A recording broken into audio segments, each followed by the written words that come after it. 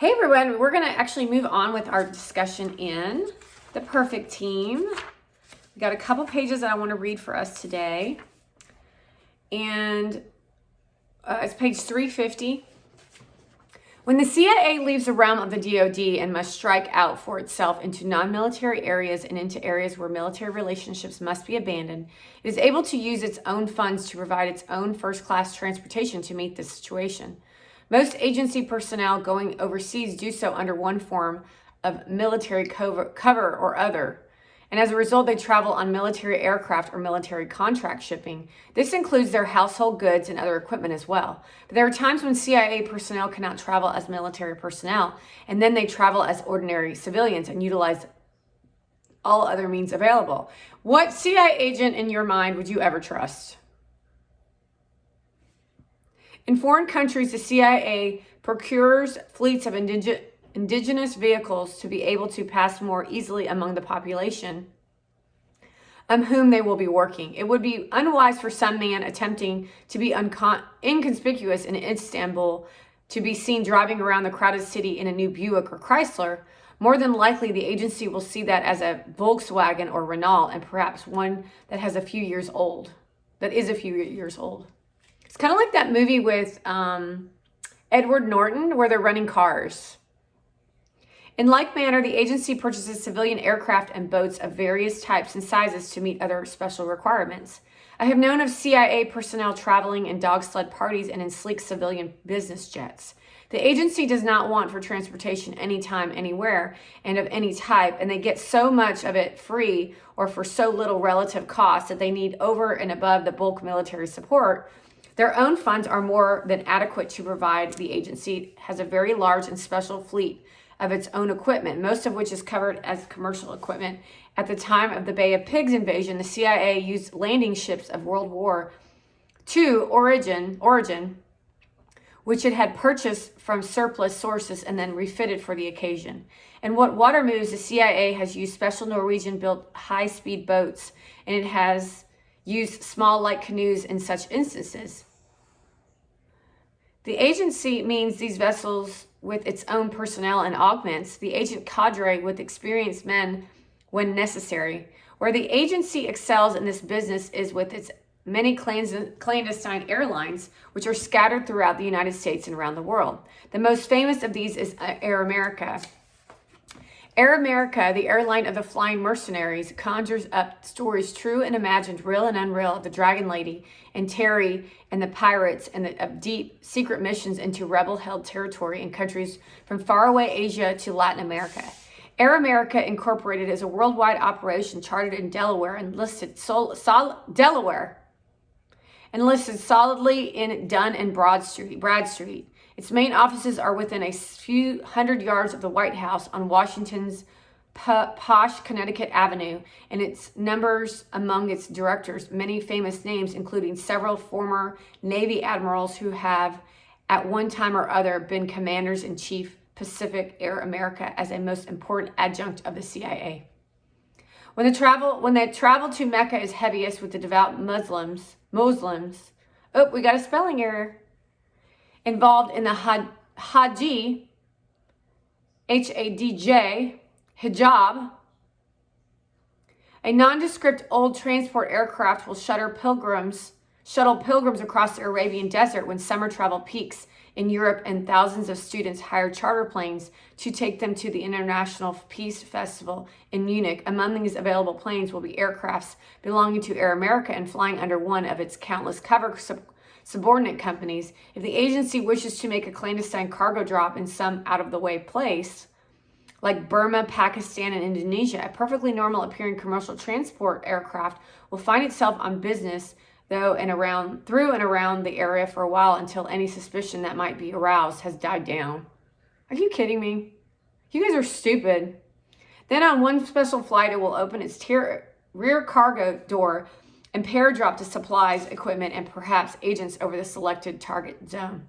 The men of Air America are legendary for the incomparable earthquake. McCoon, who lost his life over Dien Bien Phu in an unarmed C-119, to nameless and faceless Chinese and Anzacs who have flown for Air America on flights that would make friction accounts tame by comparison. In the middle 1950s, it became necessary to resupply agency outposts deep in Laos. The usual DC-3 or DC-46 from World War II surplus stockpiles required too much runway for some of these rugged areas. Helicopters lacked the range and load-carrying ability required.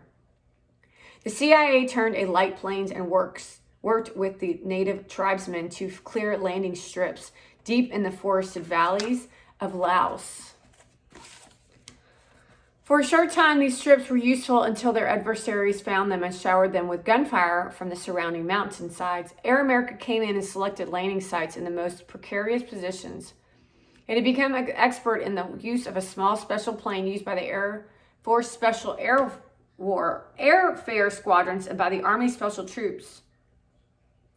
This plane was called the L-28, or commercially the Helio Courier. It was as rugged as a Jeep and could land and take off in remarkably short distances. This ability to land and take off in short distances is not by itself sufficient to commend an aircraft to this special use.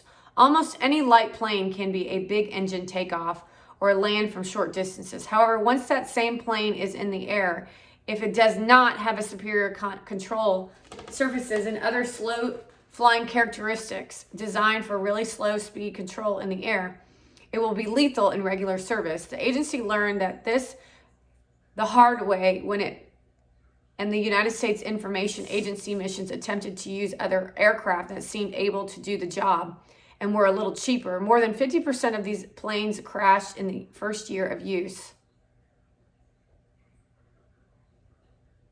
Meanwhile, the Air America planes and experienced crews actually operated from fantastically short and crude airships, which had been cleared by the natives on the top of the ridge lines of the high forest mountains of Laos. Even today, the flight handbook for pilots in Southeast Asia speaks of two categories of landing grounds in Laos: regular and Helio.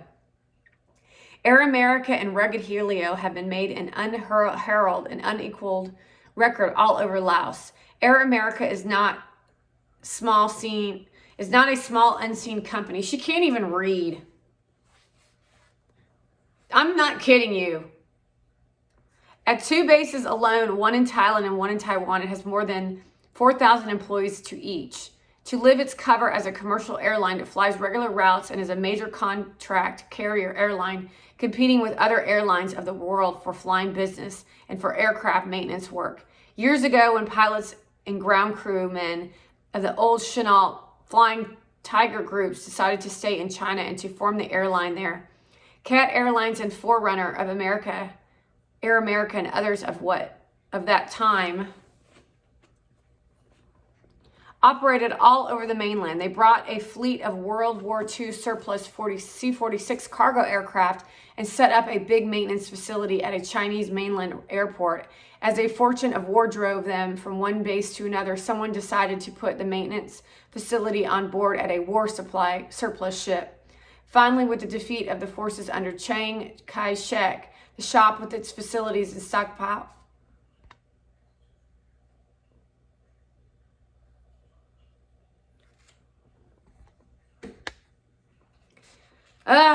years ago, when pilots, ground crew member of the old Chenault Flying Tiger group decided to stay in China to form an airline there, Cat Airlines and Air Runner of Air America and others of that time operated all over the mainland. They bought a fleet of World War II surplus C-46 cargo aircraft and set up a big maintenance facility at a Chinese mainland airport. As the fortunes of war drove them from one base to another, someone decided to put the maintenance facility on board at a big war surplus ship. Finally, with the defeat of the forces under Chiang Kai-shek, the shop and its facilities and stockpile of equipment sailed to Taiwan, anchored beside a dock in Tanin. There is the most unusual aircraft maintenance facility, performed maintenance for a fast-growing and very busy fleet of planes for many years. You might want to consider that the guy they released is actually on the perfect team, and they did the exchange for the ability for America to get more military warfare when it came time for the war outbreak of World War II, where all of you will go to war and you will die. Democrat supporters, not because of any particular cause, but because they want power and they want to change society into what it is a trans bullcrap society where people like Mona Van sit on their thrones and say, for no reason, because they enjoy watching someone suffer. And that's the truth. However, you can't say the fucking truth. You're too busy fucking ass, Gary. One could walk through the ship absolutely amazed at a beehive-like activity on board. Hundreds, perhaps thousands of Chinese worked in the ship on stages rather than floors or decks joined by narrow catwalks. Many of those worked in small basket-like spaces barely large enough for the small Chinese. So basically, I can't enjoy my life is what is going on here, because as soon as I start enjoying myself, behind the scenes, you do all kinds of shit work.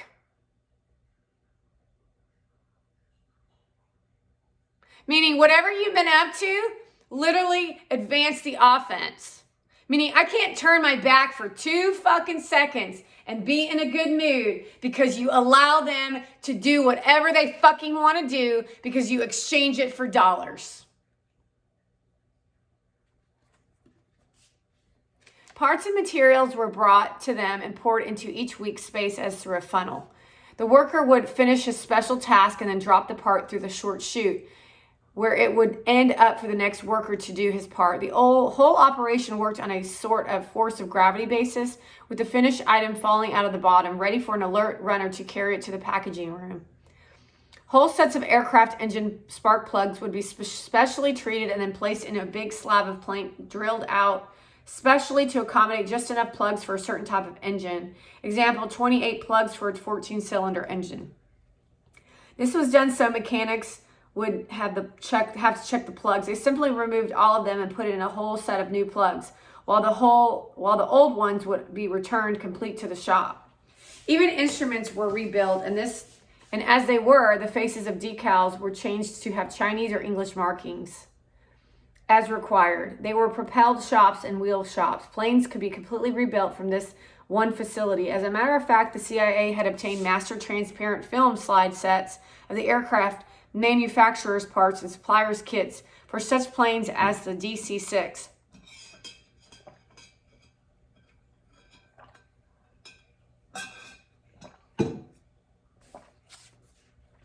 Air America could make every part just about as Douglas aircraft. The CIA justified this irregular and perhaps illegal operation on the basis that it was working and sanitized the aircraft, and that it could not put such items back in the supply line of the services. As a result, instead of buying from Douglas through the services, it simply made the parts of this Tenin facility. It is entirely possible that complete aircraft are made in this manner, and their Air America or its subsidiaries ended up with more aircraft in operation than it had in the first place. The technique is justified by the nature of the air registry, which precludes the availability and even the existence of extra aircraft. Every aircraft built and flown must be registered. Once it has been registered, the serial number stays with it for the rest of its existence. Therefore, if the agency wishes to remove all traces of identity and ownership from an airplane in order to make it plausibly deniable, it must also arrange to cover that plane in the registry. So basically, it's a lot of work. This is done in many ways, one in which is to assemble an extra plane from the parts available. Then, to begin with, the CIA may be able to salvage and destroy aircraft and have it declared discarded. It's easier now because you can just change all of the, you know how like in the Microsoft E or Excel, you can do that code and then the code changes all the codes. It's a lot easier now because everything's on computer. Then from the frame or some other essential part, it will rebuild the plane from parts not having any serial numbers at all. This method must be used with larger aircraft, but the Tenin facility and the capability to build smaller aircraft from scratch just by assembling spare parts, many of which it would have made itself right at that plant. With the splendid maintenance organization, the agency faces the necessity to assure its sufficient business to be able to live its cover as a commercial establishment. You made another fucking deal.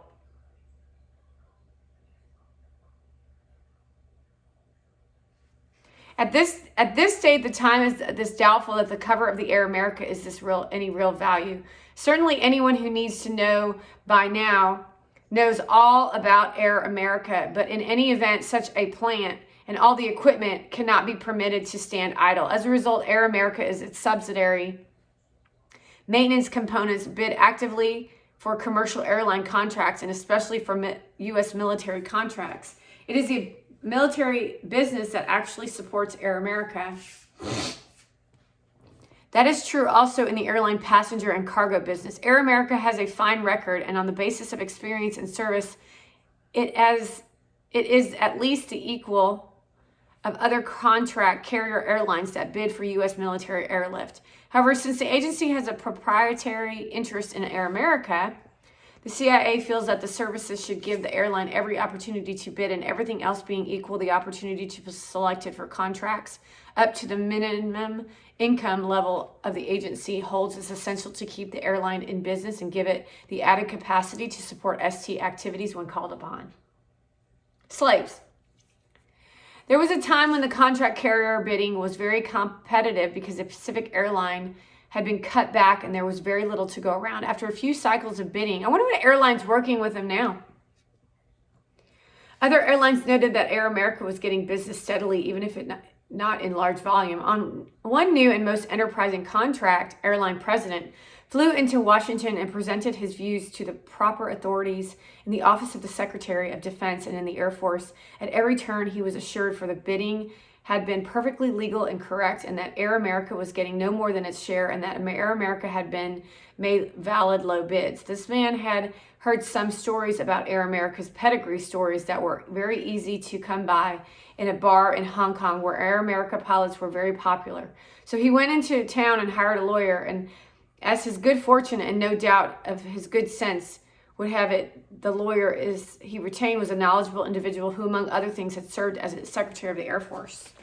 Accompanied by this gentleman, the airline president returned to the Pentagon and held a brief meeting with certain aware officials there. By the time they left the Pentagon, the airline had the promise of a contract in the Pacific. The contract saved the airline from lean years, and it would be nice to be able to leave the story there with a happy ending. Actually, once the airline president had learned the trick, it was only inevitable that he could resort to the game again and again. Middle-level executives, appointive officers in the Pentagon rotate and move on after brief terms. With each generation of new faces, someone sooner or later would be confronted by the same pirate airline president with the same story. Each time, the heavy cloak of security had kept the new man with knowing the antecedents of the case. So he would have to seek help and advice from the staff. Inevitably, he would be told, do anything you can to placate the man. The subject is highly classified, and we can't let legal action compromise the real facts in the case. As a result, the president would get his contract again and again because he knew that he had all the high cards in the deck. Today, that the contract carrier adversaries, as one of the largest and most successful in the business, and its very successful leader, has done very well with its secret formula. What was involved here was not such a lot of money, but it is an indicative of a great weakness in his sort of a system. What works in one case works in countless others.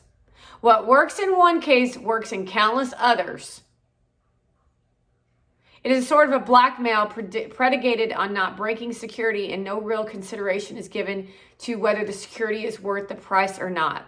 This same type of security blackmail exists in many forms. If a government does not get the military aid program material it thinks it should get, it will put pressure on the CIA liaison people, telling them it will have to stop supporting a reconnaissance unit or some radar installations or some similar threat. Then the CIA puts pressure on the MAP staff and gets the additional material for them, or may even get it out of his own resources, or stockpiled military material.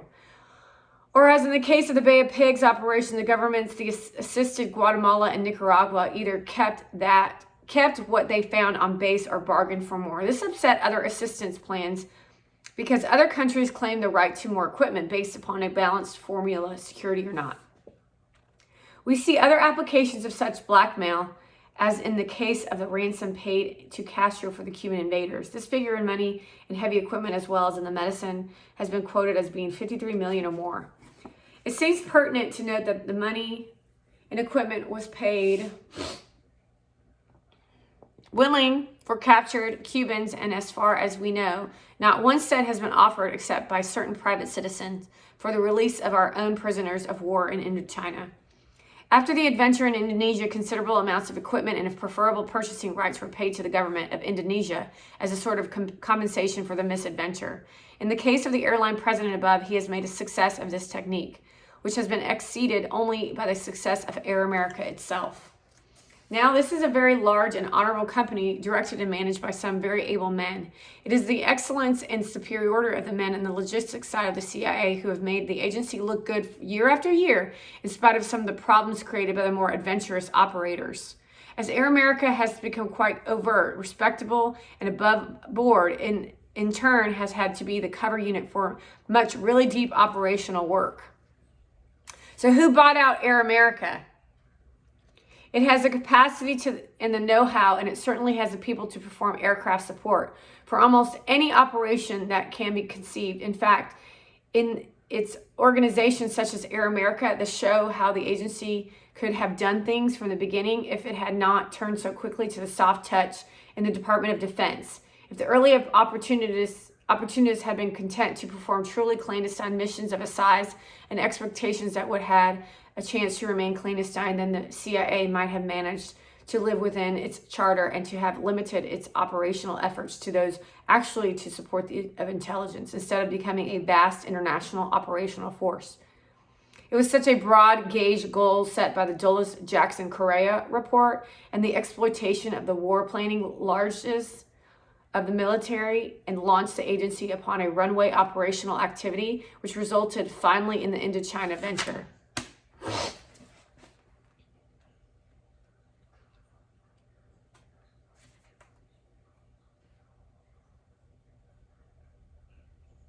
Armies move on their stomachs.